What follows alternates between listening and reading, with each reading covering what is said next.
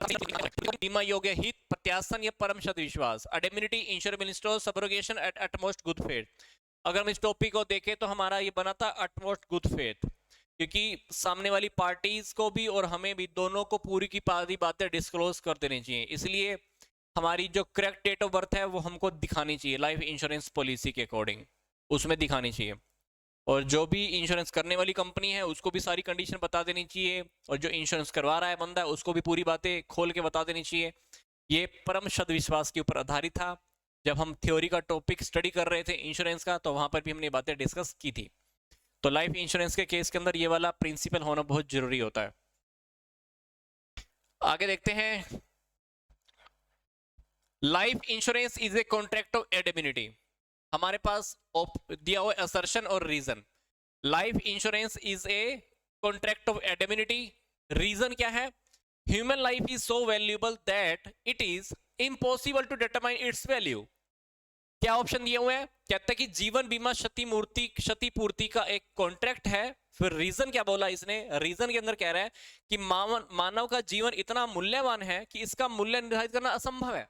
तो आपको बताना है कि ऑप्शन नंबर ए और आर, जो भी असर्शन है, जो रीजन है, वो ट्रू है और आर इसकी करेक्ट एक्सप्लेनेशन है, या ए और आर ट्रू है बट आर इसकी करेक्ट एक्सप्लेनेशन नहीं है।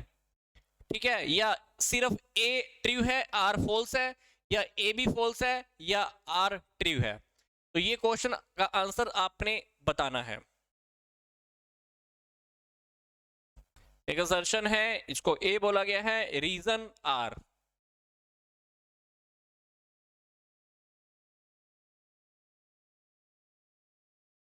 यस, डी ऑप्शन बनेगा।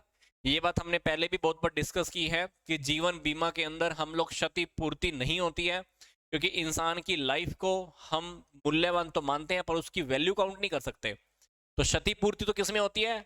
फायर इंश्योरेंस में, मरीन इंश्योरेंस में, उन सब में होती है। बट जीवन बीमा के अंदर ये क्षतिपूर्ति का अनुबंध नहीं होता है, कॉन्ट्रैक्ट नहीं होता। बट जो रीजन है वो ठीक है। Human life is so valuable that it is impossible to determine its value. इसकी वैल्यू काउंट करना बहुत मुश्किल है। ठीक है, तो रीजन ठीक है। तो इसलिए इसके अकॉर्डिंग जो ए है वो हमारा फॉल्स है, जो रीजन है वो हमारा सच है। ठीक है, next, life insurance is taken for. जीवन बीमा क्यों लिया जाता है? Only risk, only investment, neither risk और non investment, both risk and investment. Life insurance हम किस लिए लेते हैं?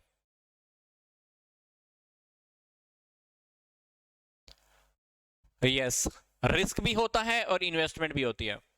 ठीक है, ये बात तो हमने पहले भी काफी बार डिस्कस कर चुके हैं। हमारा पैसा कुछ गुना होकर या कुछ प्लस ऐड होके ही वापस आता है।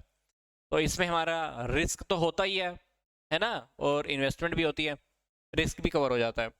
फिर आगे है, in which type of insurance the insurable interest should exist only at the time of the taking insurance policy.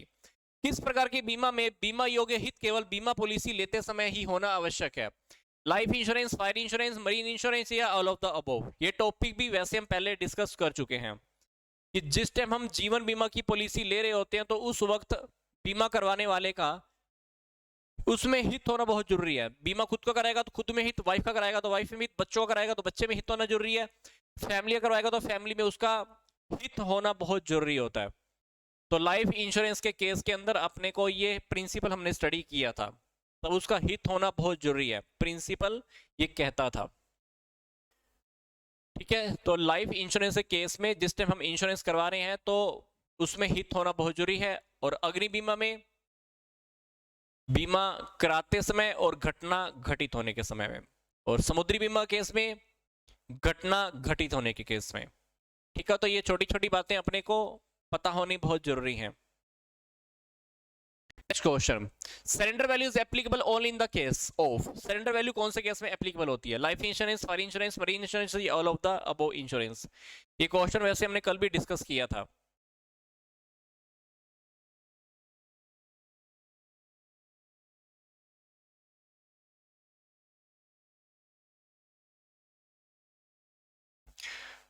Yes, life insurance. Surrender value से मतलब उस वैल्यू से होती है जो इंश्योरेंस कंपनी के द्वारा बीमा कराने वाले को जो इंश्योरेंस का जो लेटर होता है उस पर अर्पित की जाती है। ठीक है, तो ये हमेशा हम तब काउंट करते हैं जब बंदा को लगता है कि भाई मैं प्रीमियम नहीं दे पा रहा, अनेबल हूँ, तो उस टाइम काउंट करते हैं। तो ये लाइफ इंश्योरेंस के अकॉर्डिंग या उसके अंतर्गत ही हम उसको अवेलेबल कराते हैं। Insurable interest is present at the time of contract and the payment of claim in. परस्विंदा और दावे के भुगतान के समय बीमा योग्य हित मौजूद रहता है। किस वक्त? लाइफ इंश्योरेंस में, मोटर में, या मरीन इंश्योरेंस या फायर इंश्योरेंस में?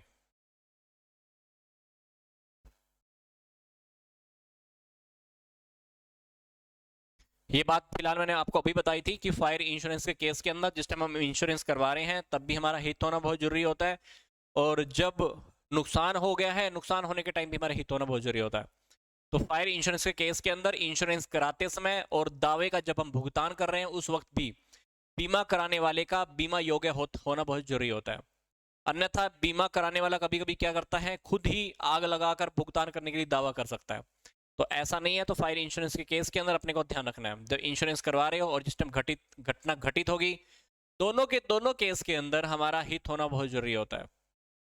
लाइफ इंश्योरेंस के केस में तो करवाने के टाइम पे बहुत जरूरी होता है, फायर इंश्योरेंस केस के अंदर दोनों टाइम होता है, मरीन इंश्योरेंस के केस के अंदर लास्ट टाइम होता है। समझ हो? मैं देखो एक एंगल बना देता हूं। लाइफ के केस में स्टार्टिंग में, फायर में दोनों टाइम, मरीन में लास्ट में। ठीक है, होना चाहिए, बीमा योग्य हित होना चाहिए, तो ध्यान रख लेना। तो लाइफ में तो पहले होना बहुत जरूरी है, फायर में दोनों टाइम, मरीन में लास्ट टाइम। याद रह जाएगी बात ये।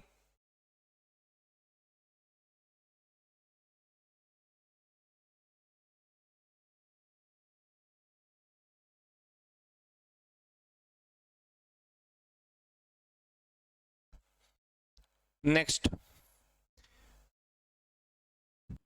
इन a consequential loss policy which one of the following losses is identified. अनुषंगिक हानि बीमा में निम्नलिखित कौन सी हानि की क्षतिपूर्ति की जाएगी? Loss of corporate image, loss of net profit due to fire, loss due to the theft during fire, या loss due to damage around the venue of the fire.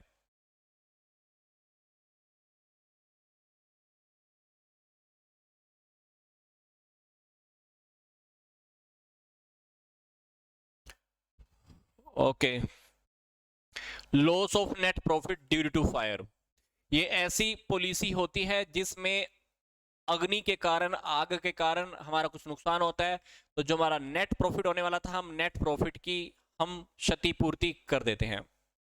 ठीक है, तो जितनी भी लाभ होने वाला था उस लाभ की तो हानि होगी, क्योंकि हमारा काम मान लो 2 महीने बंद होएगा अभी, तो जितनी भी लाभ की हानि होगी या हो चुकी है तो उसकी हम क्षतिपूर्ति बीमा कंपनी कर देती है।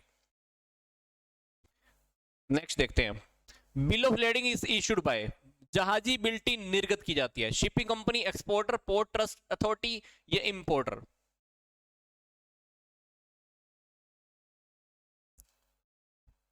Yes, shipping company.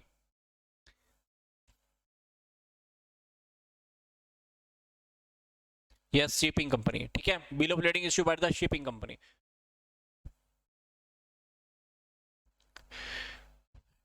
निम्नलिखित में से कौन एक नौवहन बीमा नहीं है?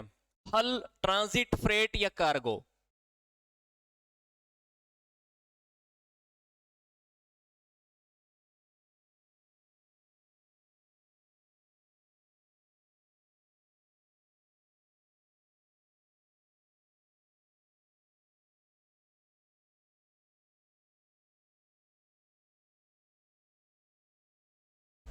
ट्रांजिट।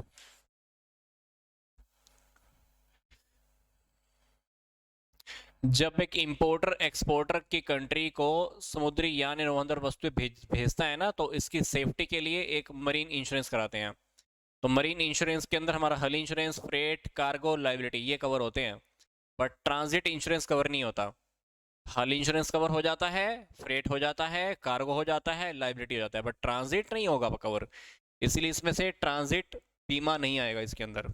ठीक है, तो मरीन इंश्योरेंस के केस के अंदर अपने को ध्यान रखना है, हो जाते हैं बट ये ट्रांजिट इंश्योरेंस कवर नहीं होगा उसके अंदर। नेक्स्ट देखते हैं, एक्स ने अपने मकान का बीमा कराया कंपनी ए से 1 लाख रुपए में, और कंपनी बी से भी करा लिया 1 लाख रुपए में। अब यदि उसके मकान का वास्तविक मूल्य 1,75,000 रुपए है और आग लगने के कारण उसे 1 लाख रुपए की हानि हो गई, तो उसकी कितनी राशि वसूल कर सकता है? मैं आपको फिर से रिपीट कर रहा हूं, उसने दो कंपनियों से इंश्योरेंस करवा रखा है, 1 लाख का ए से, दूसरी कंपनी से भी 1 लाख रुपए का। मकान का जो रियल वैल्यू है वो तो 2.25 लाख है। अब मकान को आग लग गई, आग लगी तो 1 लाख रुपए का नुकसान हो गया, तो कंपनी उसको कितनी राशि वसूल कर सकता है? कितनी राशि वसूल कर सकता है? यस, वो दोनों कंपनियों से मिलाकर 1 लाख रुपए वसूल कर पाएगा। ठीक है, वो एवरेज करके दे देंगे पैसे अपने आप मिलाकर। तो दोनों कंपनियों से मिलाकर वो 1 लाख रुपए क्या वसूल कर सकता है। ऐसा बीमा का सिद्धांत, क्षतिपूर्ति का सिद्धांत अप्लाई हो जाएगा यहाँ पर, है ना, क्षतिपूर्ति का सिद्धांत। वास्तविक जो रियल में जो हानि हुई है उसको ही पूरा कर पाएगा। रियल हानि से ज्यादा की रकम भुगतान करने के लिए बीमा फिर एक जुआ बन जाएगा। तो रियल में जो नुकसान हो रहेगा वही कवर कर पाएगा यहाँ से वो। व्यवसाय का मतलब क्या है? वाणिज्य, उद्योग वाणिज्य, व्यापार व वाणिज्य, वस्तु का क्रय विक्रय। क्या लगता है आपको?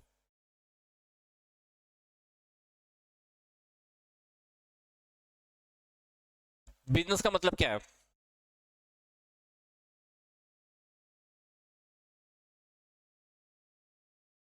व्यवसाय में आपको पता है ना कि हमारा उद्योग भी आता है और वाणिज्य भी आता है, इंडस्ट्रियल कॉमर्स सारी की सारी आ जाती हैं। फिर कॉमर्स के अंदर हमारा ट्रेड आता है और ट्रेड से रिलेटेड एक्टिविटी आ जाती है। ट्रेड से रिलेटेड एक्टिविटी कौन सी? Warehousing, transportation, marketing, communication. तो इसलिए बिजनेस के अकॉर्डिंग हमारा इंडस्ट्री और कॉमर्स दोनों की दोनों बातें आ जाएंगी, ध्यान रखना। ठीक है, और वाणिज्य के अंदर भी अगर हम डिफरेंशिएट करें तो वाणिज्य के अंदर कॉमर्स के अंदर क्या क्या आएगा? कॉमर्स के अंदर ट्रेड, ट्रेड और ट्रेड से रिलेटेड एक्टिविटीज, ट्रेड से रिलेटेड एक्टिविटीज। अब ट्रेड से रिलेटेड एक्टिविटीज में भी हमारे क्या क्या टॉपिक आ जाएंगे? ट्रेड से रिलेटेड एक्टिविटी के अंदर हमारी वेयर हाउसिंग, ट्रांसपोर्टेशन, मार्केटिंग और कम्युनिकेशन, ये सारी चीजें आती हैं। ठीक है, तो डेफिनेटली बिजनेस के अंदर हमारा कॉमर्स भी, और सॉरी इंडस्ट्री भी है और कॉमर्स भी, दोनों की दोनों चीजें आ जाती हैं, ध्यान रखना ये।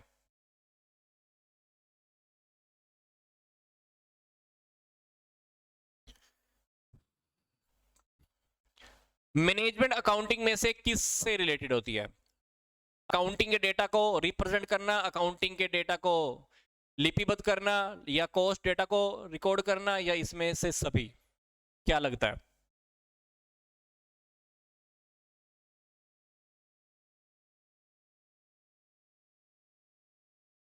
यस, इसके आंसर सारे के सारे हैं। ठीक है, कंप्लीट।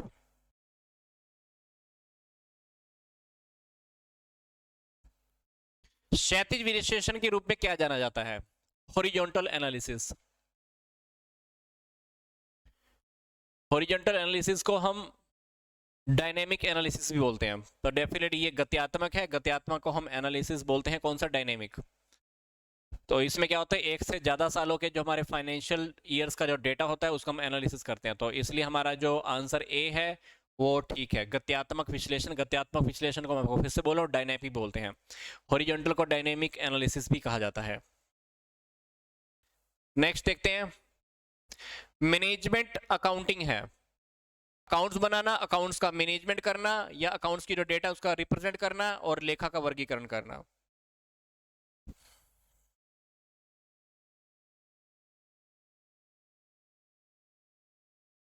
आपको बता देता हूं मैनेजमेंट अकाउंटिंग क्या है। Management accounting is accounts banana, accounts का मैनेजमेंट करना, या अकाउंटिंग की इंफॉर्मेशन का रिप्रेजेंटेशन करना, या अकाउंट्स का क्लासिफिकेशन करना।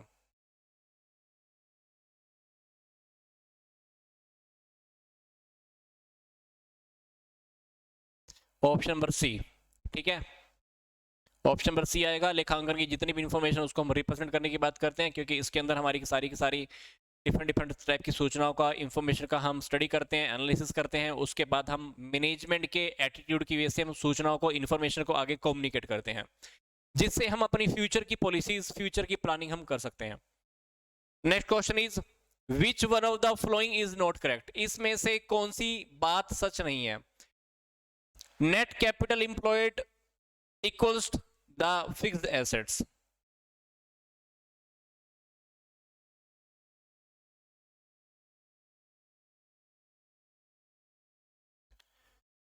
इसमें से कौन सी बात सच नहीं है? Net capital employed equal to fixed assets, कहता है कि नेट कैपिटल जो होती है फिक्स्ड एसेट के बराबर होती है। दूसरा ऑप्शन क्या बोल रहा है? Expenses ratio reflect the profit earning capacity of the concern, व्ययों के अनुपात संस्था की लाभ अर्जन करने की क्षमता को बताते हैं। या थर्ड ऑप्शन है low sale is relation to fixed assets mean under utilization of fixed assets. अगर हम लो सेल को देखें फिक्स्ड एसेट्स से कंपैरिजन कराएं तो इसका मतलब है कि हमने फिक्स्ड एसेट को अंडर यूटिलाइज किया हुआ है, पूरा यूज नहीं किया हुआ। फोर्थ ऑप्शन है the analysis for the short term solvency of the company attempt to focus attention on the cash generation power of the company, company की अल्पकालीन शोधन क्षमता का विश्लेषण कंपनी की रोकड़ प्राप्त करने की शक्ति पर ध्यान केंद्रित करने का प्रयास है। इन चारों स्टेटमेंट में से एक स्टेटमेंट हमारी सच नहीं है, करेक्ट नहीं है, तो वो बतानी है अपने को।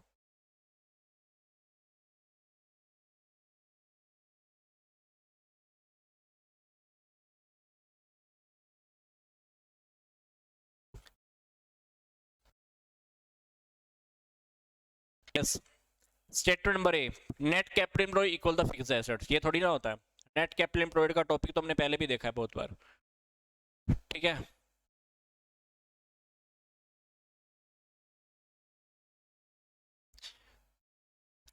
नेक्स्ट क्वेश्चन है cash from operations is equal to, संचालन से रोकड़ बराबर है net profit plus increase in current assets, second option net profit plus decrease in current liabilities, third option operating from operations plus minus adjustment in current asset liabilities, fourth option funds for operation plus minus adjustment of the increase or decrease in the current assets and the current liabilities.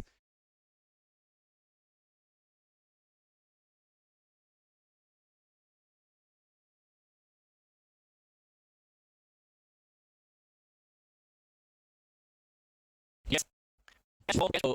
Cash from operation equal to होता है कि profit from operation plus और minus करनी होती है adjustment जो भी होती है करंट एसेट्स या करंट लायबिलिटीज के अंदर जो भी इंक्रीज या डिक्रीज होता रहता है उन सबको लेके चलते हैं, ठीक है।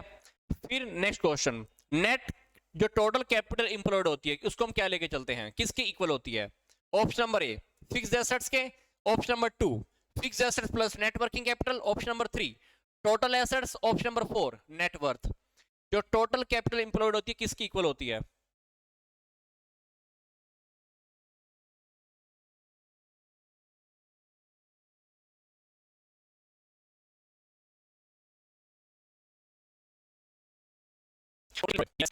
Net working capital, fixed assets plus net working capital equal होती है क्योंकि नेट वर्किंग कैपिटल का मतलब क्या होता है? करंट एसेट्स में से करंट लायबिलिटी, तो option number B is the correct answer, ठीक है। And the last but not least horizontal analysis, ये क्वेश्चन हमारा पहले भी आ गया है ना। हॉरिजॉन्टल एनालिसिस कौन सा होता है? पहले प्योर हिंदी में आया था क्वेश्चन, अभी इंग्लिश प्लस हिंदी में आ गया ये। हॉरिजॉन्टल एनालिसिस हमारा डायनेमिक एनालिसिस होता है। नेक्स्ट क्वेश्चन मैं आपको बता देता हूं कि क्वेश्चन के अंदर हमारे पास अगर प्रॉफिट 1/4 है किसके? कॉस्ट के, तो what is the share of profit in sale? अगर हमारे प्रॉफिट 1/4 है कॉस्ट के, तो सेल में प्रॉफिट का क्या हिस्सा है? 1/3, 1/5, 1/4 या 1/6?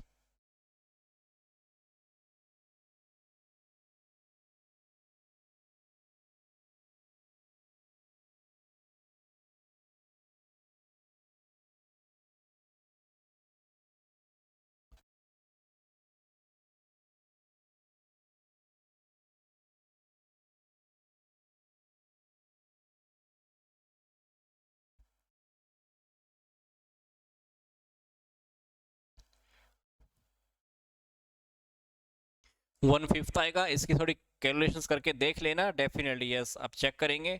कॉस्ट मान लो 100 है तो प्रॉफिट हमारा कितना हो गया? 1/4, ठीक है। 25 लगा लो, है ना। कॉस्ट मान लो कितनी है?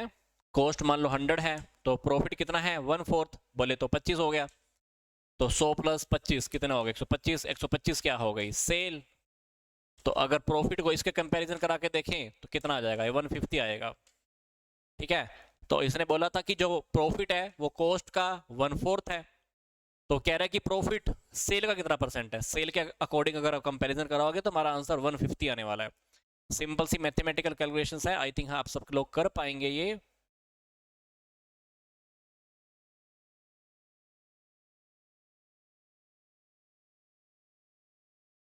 ओके नेक्स्ट देखते हैं, लास्ट। इसमें से हमको मैच करना है, ठीक है। आंसर बताना है अपने को, करेक्ट आंसर क्या बताना है? Current ratio, debt equity ratio, inventory turnover ratio, operating ratio. List दूसरी दी हुई है, profitability ratio, liquidity ratio, long term solvency ratio और एक्टिविटी रेशो। इन दोनों लिस्टों को हमने मैच कराना है।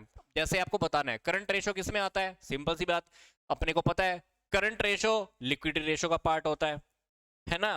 डेट इक्विटी रेशो किसका पार्ट होता है? सोल्वेंसी रेशो का पार्ट होता है। इन्वेंट्री टर्नओवर रेशो किसका पार्ट होता है? एक्टिविटी रेशो का पार्ट होता है। ऑपरेटिंग रेशो किसका पार्ट होता है? प्रॉफिटेबिलिटी रेशो का पार्ट होता है। तो देख लेना, तो ए के आगे क्या है? ए का बन गया 2, बी का 3, सी का 4, डी का 1। अब जहां पे आंसर होगा मैच कर लेना, 2 3 4 1, 2 3 4 1, तो ये हमारा आंसर नंबर सी बनेगा, ठीक है। तो ये रेशो वाला चैप्टर आपने किया होगा तो वहां पे आपको पता चल जाएगा। अदरवाइज मैंने आपको बताया है, आप मेरे चैनल पे जाओगे ना, कॉमर्स क्लासेस गौरव मिगलानी, इस चैनल पे जाना, तो वहां पर रेशोज के नेम से पूरी की पूरी प्लेलिस्ट रखी हुई है। तो मैं आपको बार बार पहले भी रिक्वेस्ट कर चुका हूं, तो ये पूरी प्लेलिस्ट ध्यान से देखो, आपको सारे रेशोज बिल्कुल एकदम से क्लियर हो जाएंगे।